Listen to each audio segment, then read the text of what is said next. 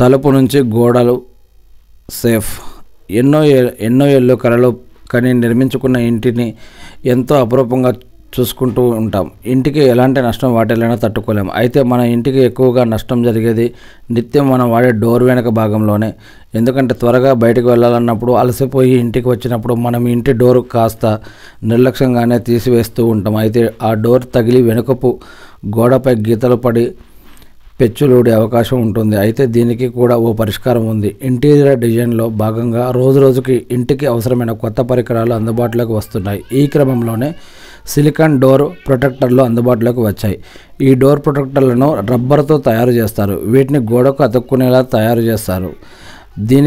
దీనిని లోపల వైపు డోర్ హ్యాండిల్కి తొడిగితే డోర్ వేసినప్పుడు గోడకు అతుక్కుంటుంది. లోపలికి డోర్ హ్యాండిల్ గోడకు తగిలి ఎలాంటి నష్టం జరగదట.